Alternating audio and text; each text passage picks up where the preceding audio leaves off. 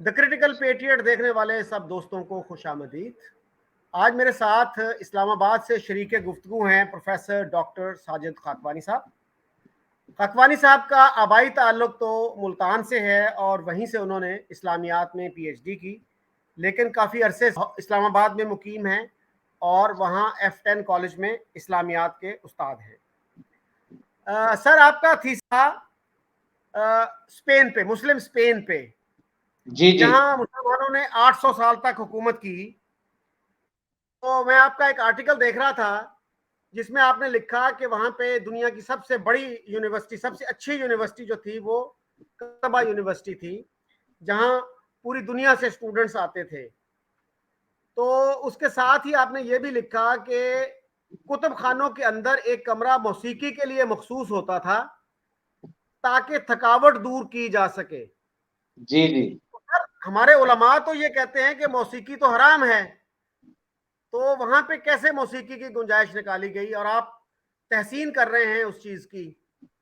میں رپورٹ کر رہا ہوں, تحسین نہیں کر رہا, اور میرا خیال بھی کم و بیش علماء کے ساتھ ہی ہے. لیکن ایک مورخ کی حیثیت سے, طالب علم کی حیثیت سے جو دیکھا جاتا ہے یا پڑھا جاتا ہے, وہ تحقیق کا یہ اسلوب ہمیں سکھایا گیا کہ اسے بلا کم اوقات یا اپنی رائے دیے بغیر غیر متعلقہ اور غیر جانبدار ہو کر اس کو پیش کیا جانا چاہیے.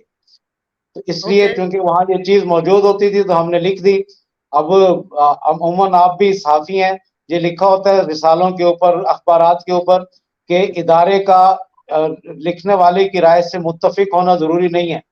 میں بھی اسی بات کو دہراتا ہوں کہ وہاں موسیقی موجود تھی, لیکن اس سے موسیقی کا جواز پیدا کرنا جو ہے وہ ضروری نہیں ہے. تو آپ سمجھتے ہیں کہ میوزک جو ہے وہ آج بھی حرام ہے؟ بہرحال یہ ایک رائے ہے, ہم اس سے اتفاق بھی کر سکتے ہیں, اختلاف بھی کر سکتے ہیں.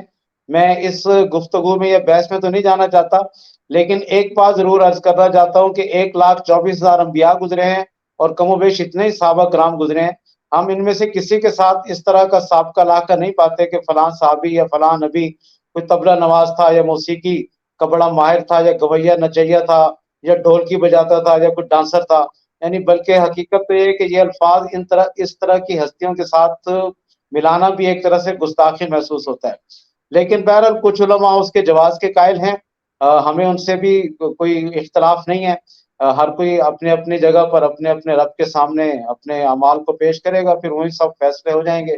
قرآن نے کئی جگہ کہا کہ جو اختلاف تم کر رہے ہو اللہ تعالیٰ اس کا فیصلہ کر دے گا. لیکن سر, کوئی ایک حتمی اسلامی پوزیشن بھی تو ہونی چاہیے نا. اسلامی موقف کیا ہے؟ یہ نہیں ہو سکتا کہ موسیقی حلال بھی ہو اور حرام بھی ہو. ایک ہی موقف ہوگا نا. تو اللہ تعالیٰ نے یہ تو نہیں کہا کہیں کہ موسیقی حلال بھی اور حرام بھی ہے. تو یہ جب ہم کہتے آپ ہیں کہ جی ایک نقطہ نظر یہ ہے, دوسرا نقطہ نظر یہ ہے, تو یہ تو پھر کوئی کلیئرٹی والی بات نہ ہوئی. جی آپ بجا فرما رہے ہیں, لیکن کسی طرح کی حتمی رائے دینا, میں ایک چھوٹا سا طالب علم ہوں. یہ سوال کسی بڑے عالم سے, مفتی سے, شیخ القرآن سے کیا جائے تو وہ اس کا صحیح جواب دے سکیں گے. میں پھر عرض کروں گا کہ میں تو ایک طالب علم ہوں اور میں نے اپنے ایک طالب علمانہ رائے دی ہے کہ صحابہ کرام اور انبیاء کرام میں کوئی اس طرح کی مثال نہیں ملتی.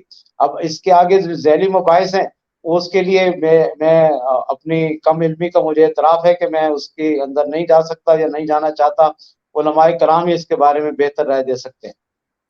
تو سر, ہمارے بڑے علماء میں سے کون ہے جو موسیقی کے حرمت کے قائل نہیں ہیں؟ مولانا مودودی نے بھی یہی لکھا ہے کہ موسیقی حرام ہے, بلکہ انہوں نے یہ بھی کہا کہ فوٹوگرافی بھی حرام ہے, اور ہمارے علماء کل تک یہی کہتے تھے کہ فوٹوگرافی حرام ہے.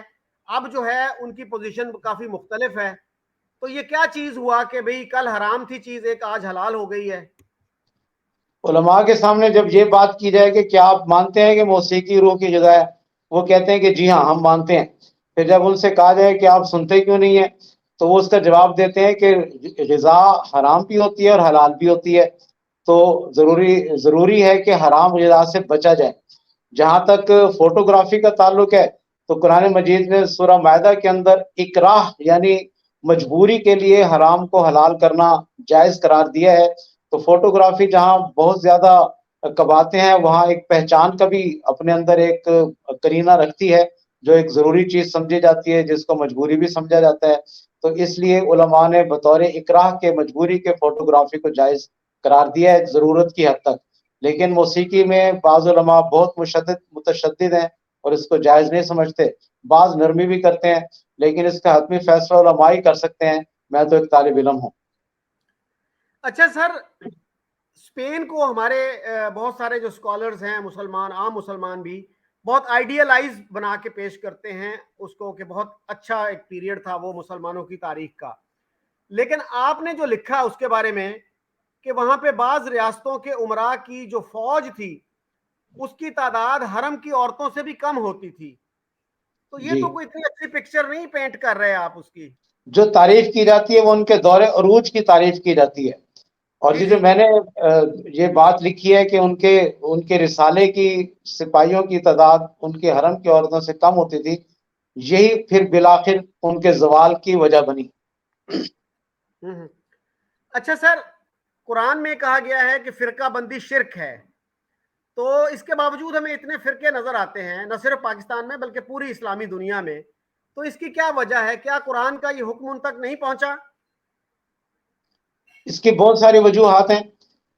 سب سے بڑی وجہ تو اپنی نفسانی خواہش یا ہوس نفس ہے، جس کو سورہ توبہ میں اللہ تعالیٰ نے کہا کہ تم سورہ توبہ کی آیت ہے کہ اعوذ باللہ من الشیطان اتخذوا احبارکم ورہبانکم اربابا من دون اللہ، تم نے اپنے مولویوں کو اور اپنے پیروں کو خدا کو چھوڑ کر اپنا رب بنا لیا ہے۔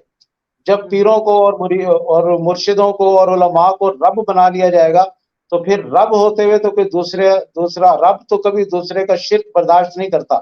چنانچہ یہ اپنی انا ہے کہ علماء نے اور قیادتوں نے، اور یہ معاملہ صرف مذہب کے اندر نہیں ہے، مذہب میں پھر بھی علماء کبھی نہ کبھی مل بیٹھتے ہیں، کبھی ختم نبوت کے مسئلے پر مل بیٹھتے ہیں، کبھی یہودیوں کے ظلم کے خلاف مل بیٹھتے ہیں، کبھی کشمیر پر ہندوؤں کے ظلم کے خلاف مل بیٹھتے ہیں، لیکن یہ جو سیاسی تفرقہ بازی ہے اس نے تو اس ملک کا بلکہ پوری امت کا بیڑا غرق کر دیا ہے۔ ہم اپنے ملک میں دیکھیں تو کتنی سیاسی جماعتیں ہیں، کتنی سیاسی لیڈر ہیں، کتنے سے کتنے حساس مسئلوں کبھی مل کر نہیں بیٹھتے، اور عالم اسلام کو دیکھیں تو عرب و عجم کی لڑائی نے اس امت کو تباہی کے دانے پر لا کھڑا کیا ہے۔ جو سیاسی یا نسلی یا لسانی تعصب ہے، لسانی فرقے ہیں، یعنی مذہبی علماء پھر بھی وہ کتنے دور ان کے فاصلے ہوں، ہم خود پاکستان کی تاریخ میں دیکھتے ہیں کہ ایک دفعہ سے زیادہ دفعہ وہ کہیں نہ کہیں مل کر بیٹھے ہیں، 22 نکات آج تک متفق ہیں، اور بھی بہت سارے اتفاقات موجود ہیں، لیکن جو سیاسی تفرقے ہیں، سیاسی جماعتیں ہیں، سیاسی قیادتیں ہیں، انہوں نے تو بیڑا غرق کر دیا ہے اس ملک کا بھی اور اس امت کا بھی۔ اچھا سر، آپ نے کشمیر کی بات بھی کی اور آپ کا تعلق مولانا مودودی اور جماعت اسلامی کی فکر سے ہے، تو سر جماعت اسلامی ہند جو ہے وہ جماعت اسلامی پاکستان کی سوچ سے کیوں متفق نہیں ہے کشمیر کے حوالے سے یا انڈیا کے حوالے سے؟ وہ تو کشمیر کی ملیٹنٹ موومنٹ کی سپورٹ نہیں کرتے، اور جو جتنا Jamaat Islami anti India stance لیتی ہے وہ اس کی بھی حمایت نہیں کرتے۔ آپ بجا فرما رہے ہیں، ہجرت مدینہ کے بعد جو مسلمان مکہ میں رہ گئے تھے وہ کھل کر مسلمانوں کی حمایت نہیں کر سکتے تھے، اور پھر جب وہ جنگوں کے اندر آتے تھے یا جب مسلمانوں نے مکہ کے اوپر ریڈ کیا، حملہ کیا، تو اس وقت قرآن مجید نے یہ ریئلائز کرایا کہ ان میں وہ لوگ موجود ہیں جنہوں نے اپنے سینوں کے اندر ایمان چھپایا ہوا ہے، وہ مخلص ہیں، صاحب ایمان ہیں، لیکن کھل کر وہ مسلمانوں کی حمایت اس لیے نہیں کر سکتے تھے کہ ان کے حالات اس کی اجازت نہیں دیتے۔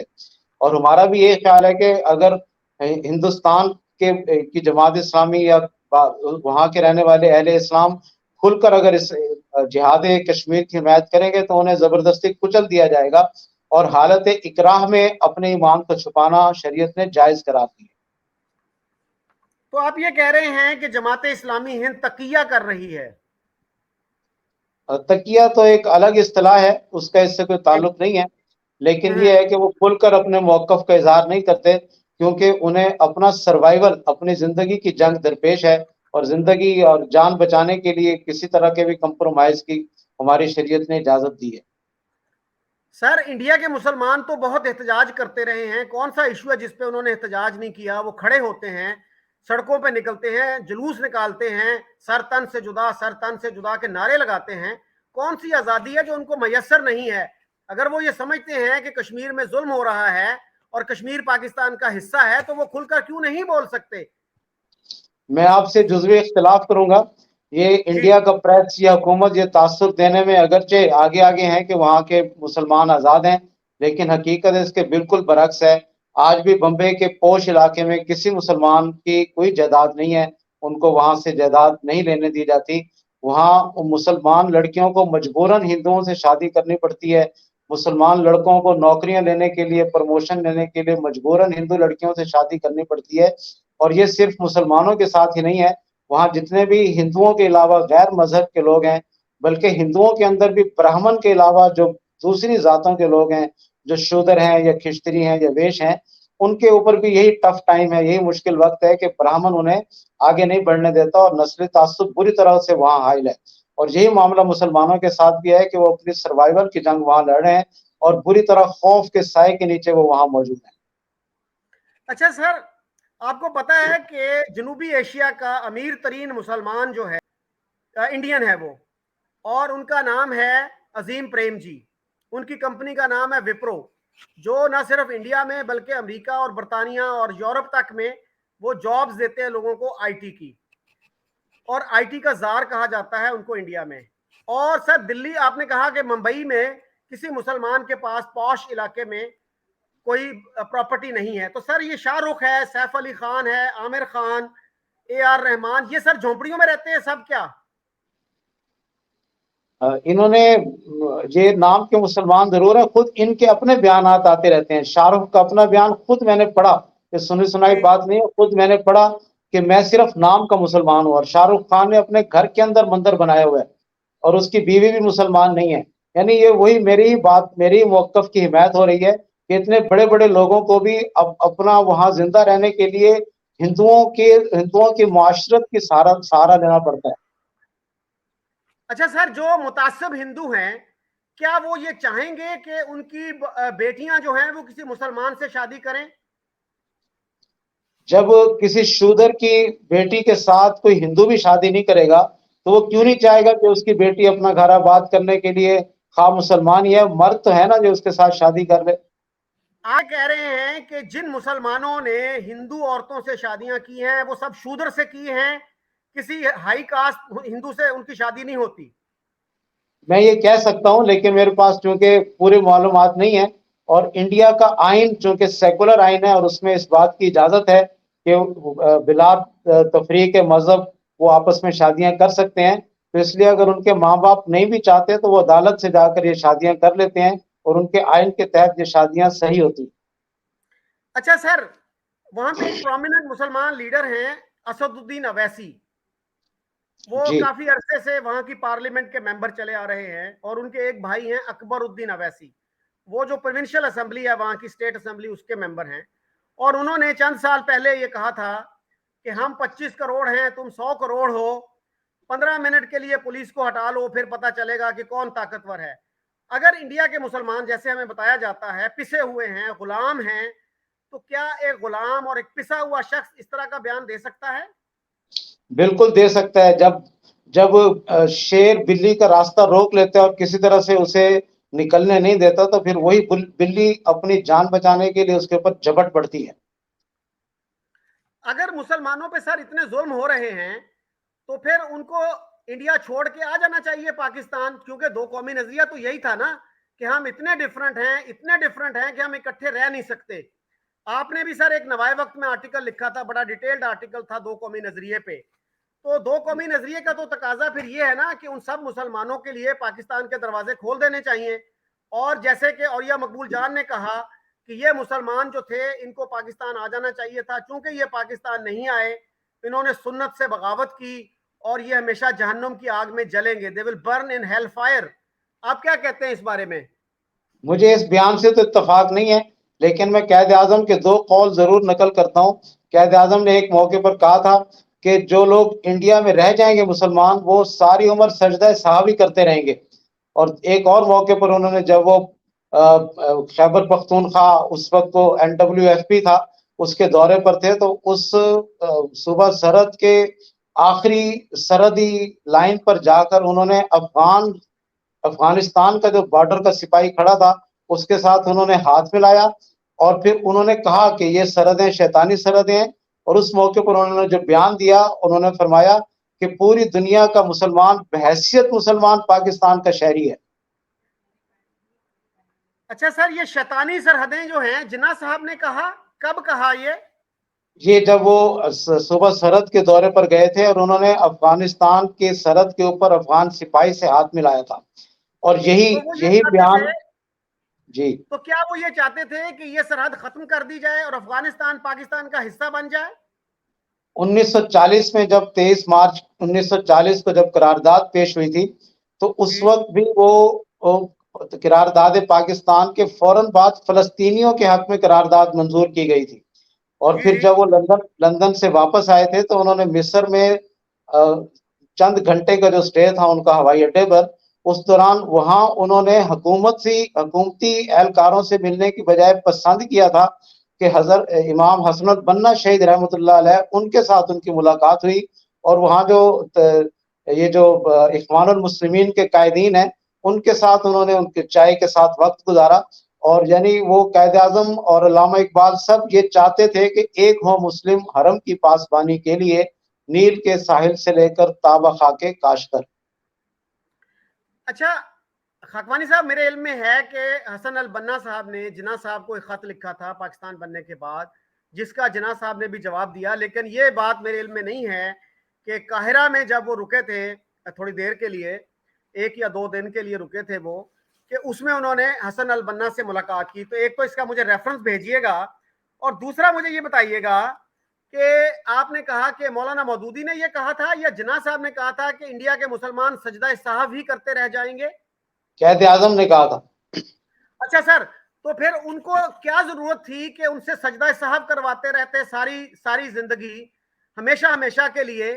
جب آپ یہ کہتے ہیں کہ ہم تو اتنے ڈیفرنٹ ہیں، ہمارا گزارا نہیں ہے، ہمارے ہیروز جو ہیں، ایک کا ہیرو دوسرے کا دشمن ہے، تو پھر ان کو وہاں چھوڑ کیوں آئے وہ بے یار و مددگار؟ 3.5 کروڑ تھے وہ اس وقت۔ آج کا جو پاکستان ہے اس وقت اس کی آبادی بھی 3.5 کروڑ سے کم تھی۔ جب آپ ایک نعرہ لگاتے ہیں کہ ہم اتنے ڈیفرنٹ ہیں، ہمارا گزارا نہیں ہے، ہم آپ کے ساتھ رہ نہیں سکتے، اور ساتھ ہی انہوں نے یہ بھی کہہ دیا ماؤنٹ بیٹن کو مئی 47 میں کہ ہمیں پورا پنجاب چاہیے، ہمیں پورا بنگال چاہیے، اور ایک پنجابی جو ہے وہ پہلے پنجابی ہوتا ہے، اس کے بعد ہندو یا مسلمان ہوتا ہے، اسی طرح ایک بنگالی پہلے بنگالی ہوتا ہے پھر ہندو یا مسلمان ہوتا ہے۔ یعنی وہ چاہتے تھے کہ پنجاب اور بنگال کے ہندو ہمارے ساتھ رہیں اور یہ دونوں صوبے ڈیوائیڈ نہ ہوں۔ یعنی ایک طرف وہ جو 3.5 کروڑ انڈیا میں مسلمان ہیں ان کی مائگریشن کا بھی کوئی بندوبست نہیں کر رہے، ٹھیک ہے، نعرے ان سے لگوا لیے کہ لے کے رہیں گے پاکستان، بٹ کے رہے گا ہندوستان۔ اور سر، پاکستان کے بانیوں میں سے ایک تھے چودھری خلیق الزمان، ان کی کتاب ہے پاتھ وے ٹو پاکستان، اور اردو میں شاہراہ پاکستان، اس میں اس کو پلیز دیکھیے گا۔ اس میں انہوں نے لکھا ہے کہ جناح صاحب جب آخری دفعہ دلی سے کراچی آ رہے تھے تو انہوں نے کہا کہ جو قریب کے مسلم لیگی ہیں ان کو بلاؤ، ان سے میں فیئر ویل میٹنگ کرنا چاہتا ہوں۔ اور اس میٹنگ میں ایک صاحب تھے رضوان اللہ، غالباً یو پی مسلم لیگ کے سیکرٹری جنرل تھے، انہوں نے ایسے ٹیڑھے سوال کرنا شروع کر دیے کہ اب ہمارا کیا بنے گا، ہم تو سب سے آگے تھے، پنجابیوں سے زیادہ انتھوزیازم جو تھا وہ یو پی کے مسلمانوں میں تھا، دلی کے مسلمانوں میں تھا پاکستان کے لیے، تو اب ہمارا کیا بنے گا؟ تو اس پہ وہ کہتے ہیں کہ میں نے جناح صاحب کو کبھی اتنا پریشان نہیں دیکھا اور جتنا اس وقت دیکھا۔ میں نے کہا اس کو چھوڑو یار، کوئی اور بات کرو، اور وہ یہ کہتے ہیں کہ میرا یہ خیال ہے کہ اس گفتگو کا یہ نتیجہ تھا کہ جناح صاحب نے آتے ہی جو تقریر کی کراچی میں 11 اگست 1947 کو، اس میں انہوں نے 2 قومی نظریے کو خیر باد کہہ دیا۔ He bade farewell to his 2 nation theory. یہ میرے الفاظ نہیں ہیں، یہ تحریک پاکستان کے ایک چوٹی کے رہنما چودھری خلیق الزمان کے الفاظ ہیں۔ جی مجھے ان الفاظ سے بالکل بھی اتفاق نہیں ہے، باقی تاریخ اپنے آپ کو دہراتی ہے۔ جب مدینے کے اندر اسلامی ریاست تھی تو اس وقت بھی تمام معلوم دنیا میں مسلمان موجود تھے، مکے کے اندر بھی موجود تھے، حبشہ کے اندر بھی موجود تھے، بلکہ مسلمانوں کے اوپر اس وقت بھی ظلم ہوتے رہے۔ مجھے اچھی طرح یاد ہے کہ ایک قبیلے کے لوگ آپ صلی اللہ علیہ وسلم کے پاس تشریف لائے کہ ہمیں رہنمائی کے لیے کچھ صحابہ کرام فراہم کیے جائیں، اور 70 اصحاب صفہ آپ صلی اللہ علیہ وسلم نے ان کے ساتھ روانہ کیے، اور انہوں نے چن چن کر ایک ایک کو قتل کر دیا۔ ان میں سے ایک کسی طرح بچ گیا صحابی، اور اس نے واپس آ کر ساری داستان سنائی۔ تو آپ صلی اللہ علیہ وسلم نے 1 مہینے تک فجر کی نماز میں कनूत नाज़िला पढ़ी और उन लोगों के लिए बद्दुआ की जिन्होंने असहाब सुफ़ा को कत्ल किया था। और जिस तरह आप कह रहे हैं कि क़ायद आज़म उस मौके पर बहुत परेशान थे, मैं इसी को यानी कहूँगा कि आप सल्लल्लाहु अलैहि वसल्लम को भी उससे पहले और उसके बाद कभी इतना परेशान नहीं देखा गया था कि असहाब सुफ़ा के कत्ल पर वो जितने परेशान थे। जहाँ तक वहाँ रह जाने वाले मुसलमानों का ताल्लुक है कि वो यहाँ क्यों नहीं आए, वो अगरचे अपनी मर्जी से नहीं आए, लेकिन आप मेरे से इख्तिलाफ कर सकते हैं। मैं बड़ी गहराई से देख रहा हूँ और बड़ी संजीदगी से देख रहा हूँ कि ना सिर्फ ये कि ये सारा का सारा हिंदुस्तान एक दफ़ा फिर पाकिस्तान बनेगा, बल्कि हिंदुस्तान के अंदर मज़ीद पाकिस्तान बनने की तहरीकें जन्म लेंगी और बहुत जल्द ये काम होने वाला है इंशाअल्लाह ताला।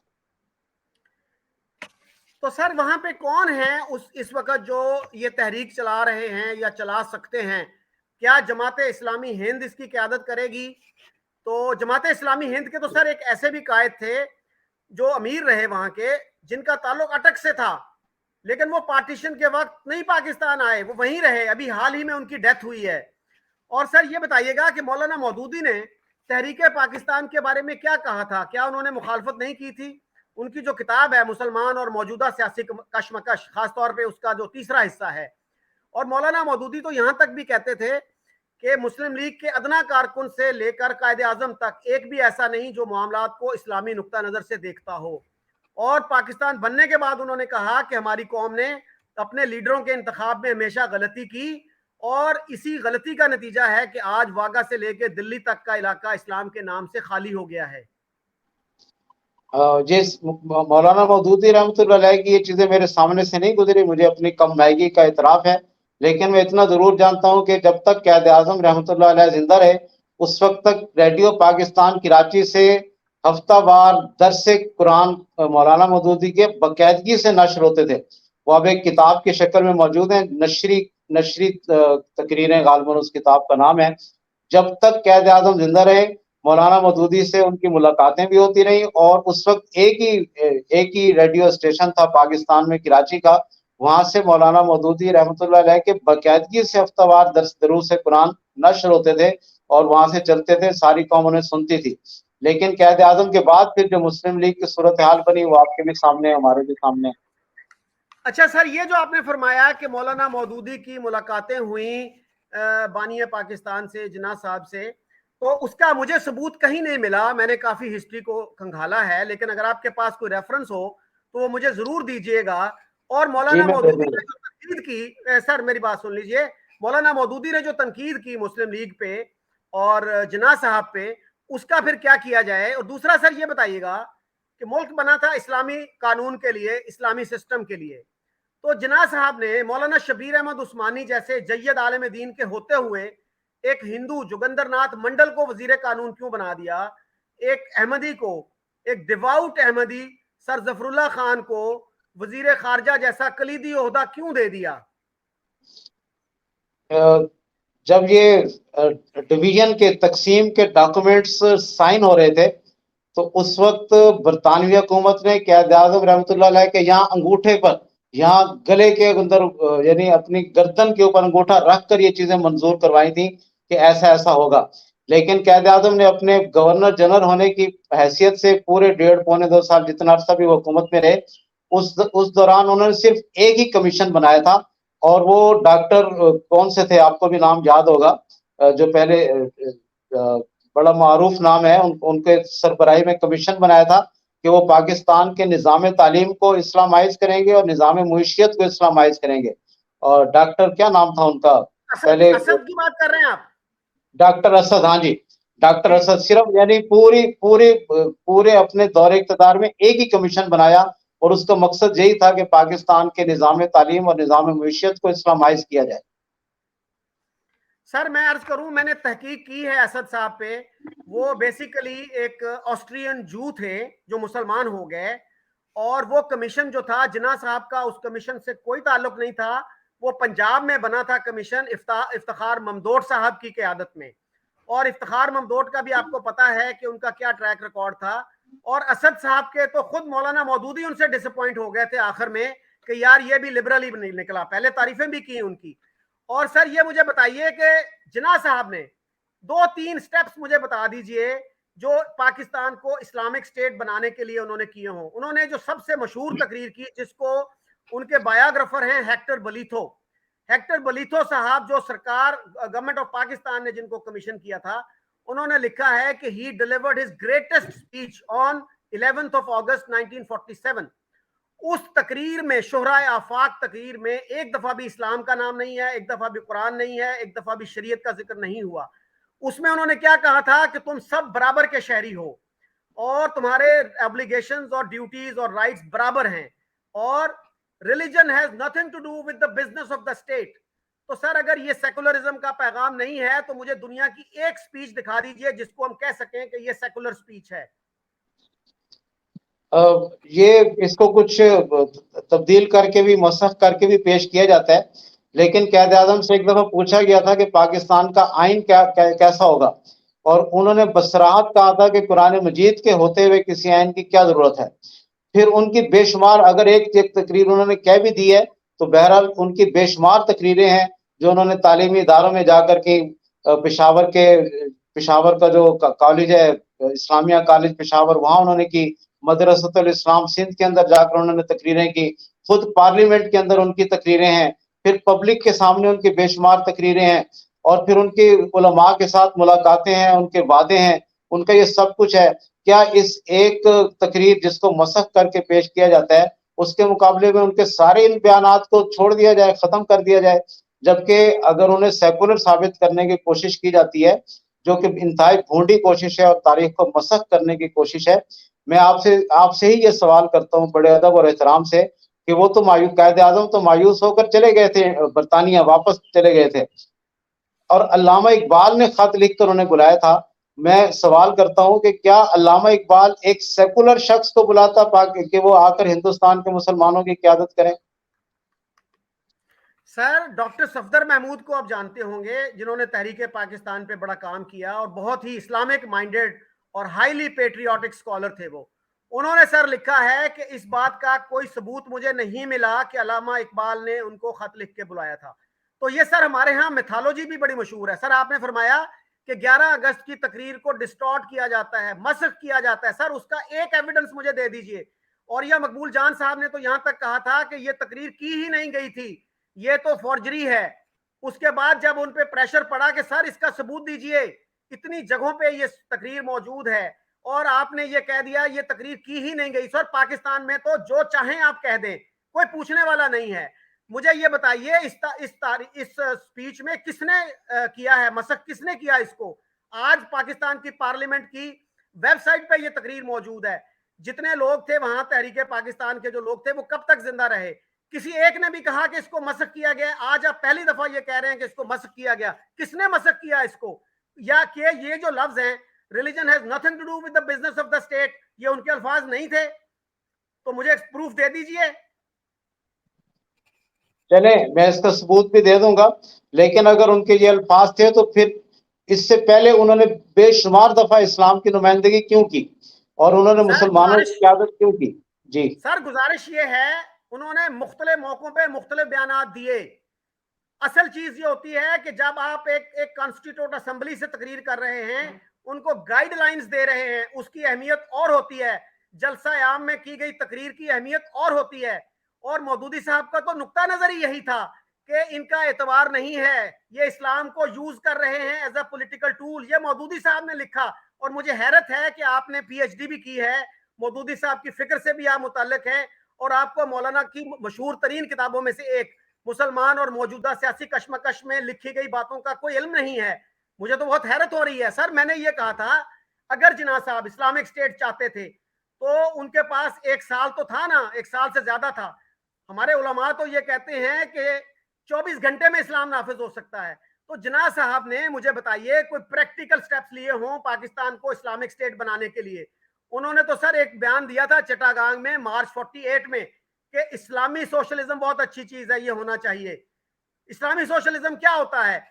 मियां तुफैल मोहम्मद ने कहा था 1970 में कि 6 अरब मुल्क जो हैं वो सोशलिज्म को इम्ब्रेस करके, सोशलिज्म कबूल करके कुफ्र की आगोश में चले गए हैं।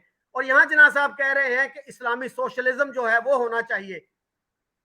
मेरे तक तो जनाब साहब की ये बात नहीं पहुंची, वल्लाह आलम किस हद तक दुरुस्त है, लेकिन मुसलमानों की क़यादत करना और यानी पूरी तहरीक पाकिस्तान में एक ही नारा लगता था, कोई और दूसरा नारा नहीं था कि पाकिस्तान का मतलब क्या, ला इलाहा इल्लल्लाह।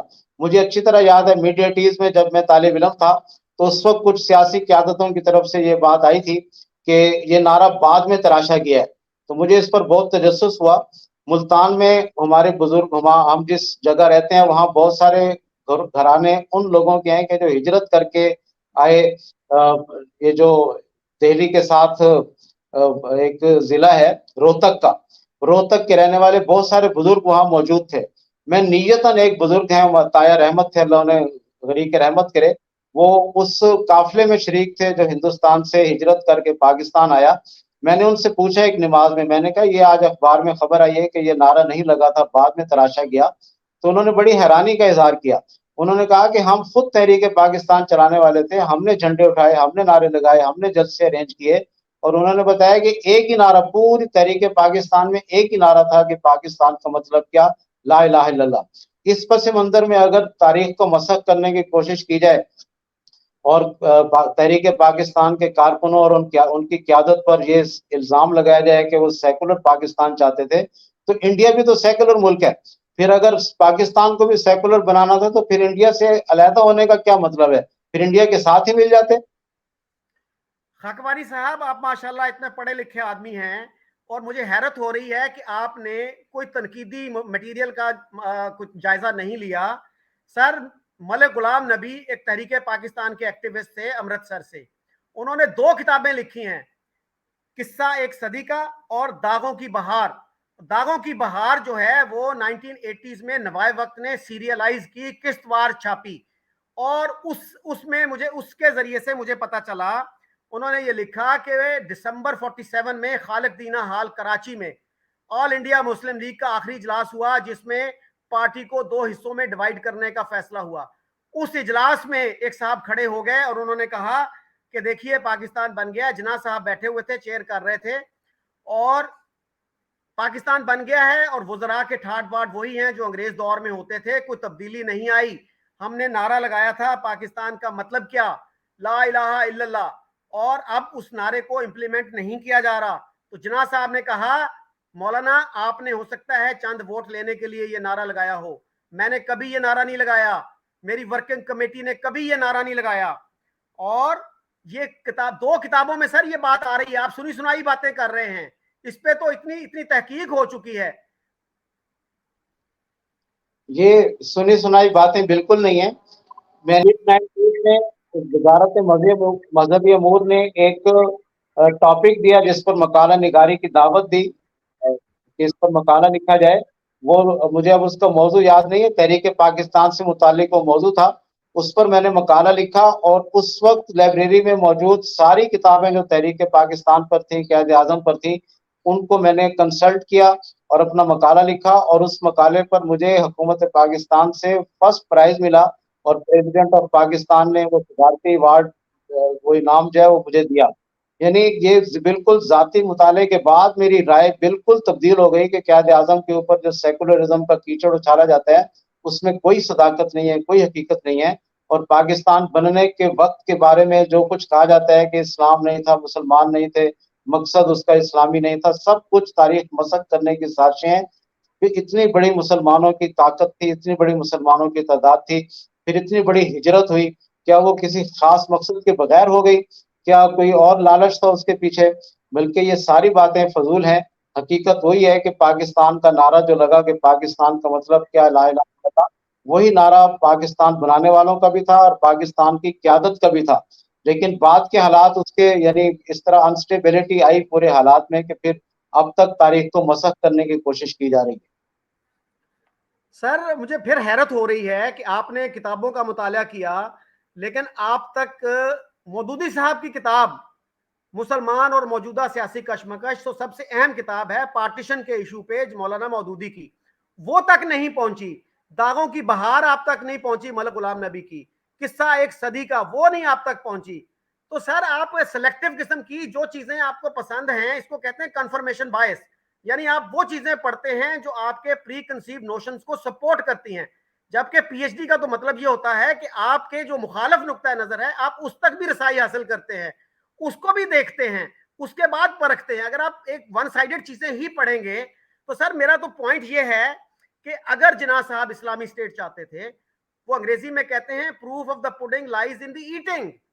پریکٹیکل سٹیپس مجھے بتائیے انہوں نے کیا کہے. اسپیچز کو چھوڑ دیں, میں بھی اسپیچز کو چھوڑ دیتا ہوں, آپ بھی چھوڑ دیں.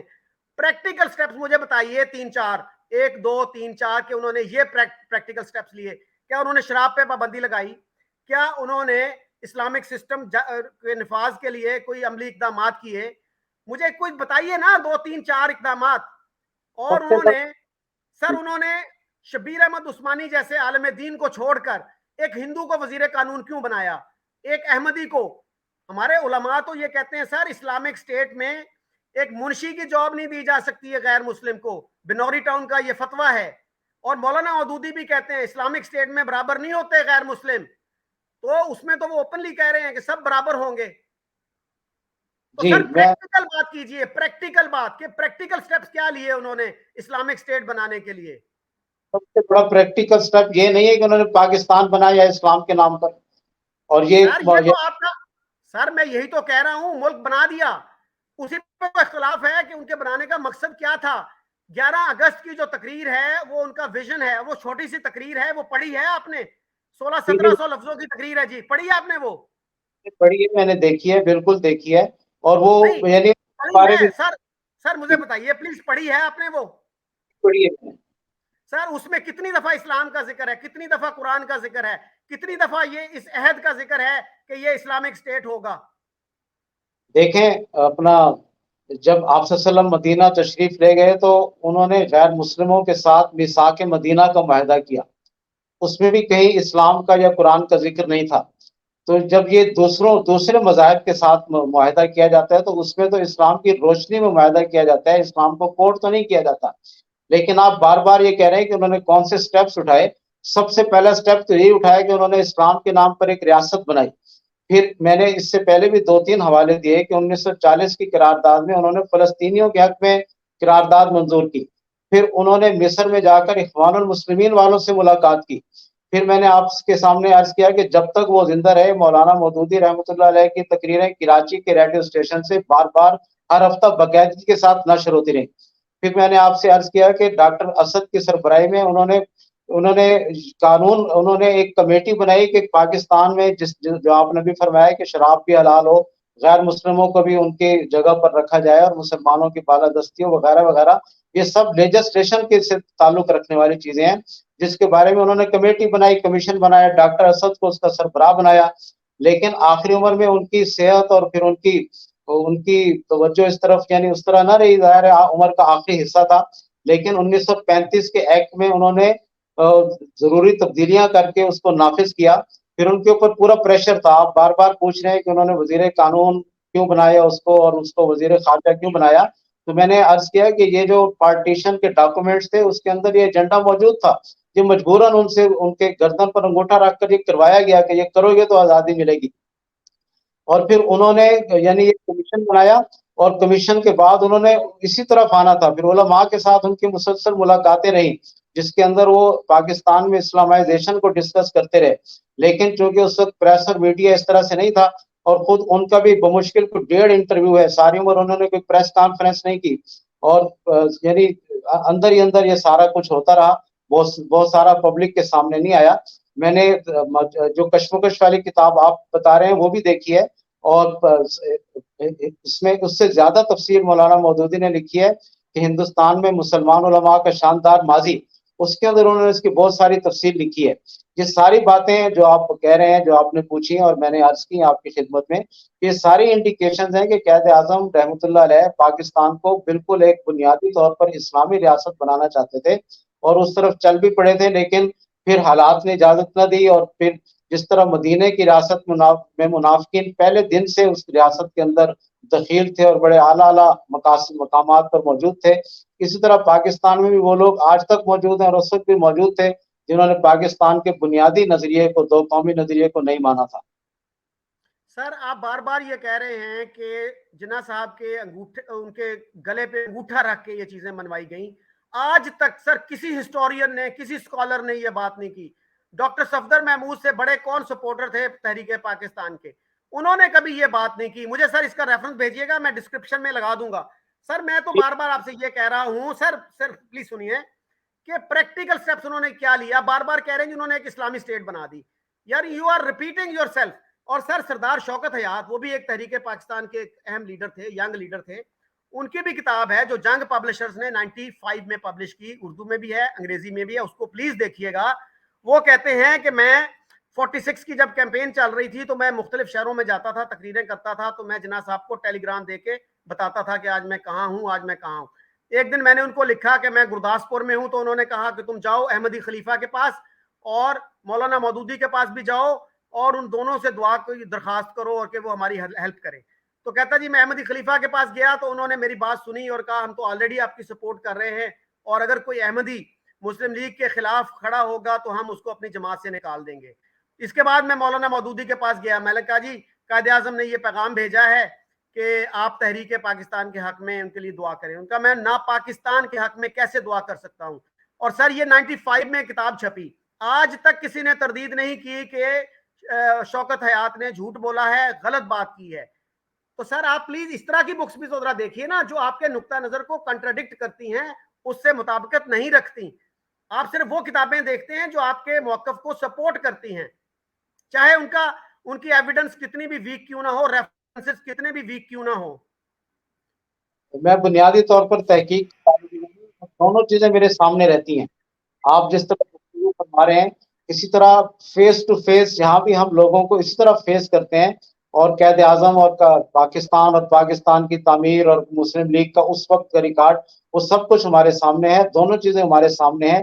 لیکن مجھے ابھی بھی شرح صدر ہے اس بات پر کہ پاکستان کا بننا فتح مکہ کے بعد, اور یہ بات رپورٹ بھی ہوئی ہے کہیں, مجھے اب اس کا ریفرنس یاد نہیں ہے, کہ فتح مکہ کے بعد تاریخ اسلام کی سب سے بڑی کامیابی اگر کوئی ہے تو وہ قیام پاکستان ہے, کہ ایک نظریے کی بنیاد پر ایک ریاست وجود میں آئی ہے. اور یہ یعنی اتنی آسانی سے اس بات کو نگیٹ نہیں کیا جا سکتا. میں ایک دفعہ پھر اپنی بات دہراتا ہوں جو پہلے بھی میں نے عرض کی ہے کہ اگر پاکستان کو سیکولر اسٹیٹ بنانا مقصود تھا تو انڈیا بھی تو سیکولر اسٹیٹ ہے, پھر اس کے ساتھ مل کر یہ حکومت بناتے, پھر علیحدگی کا کیا مطلب تھا. یہ پاکستان کے لیے اسلام کا انتخاب ہی ایسی چیز تھی جس نے انڈیا سے پاکستان کو الگ کیا. سر تحریک پاکستان کے جو لیڈرز تھے نا, جناح صاحب انکلوڈیڈ, وہ تو مانتے نہیں تھے کہ کانگریس سیکولر جماعت ہے. وہ تو کہتے تھے یہ پیورلی ہندو آرگنائزیشن ہے, یہ مسلمانوں کو کرش کرنا چاہتی ہے. وہ کب مانتے تھے کہ یہ سیکولر ہے؟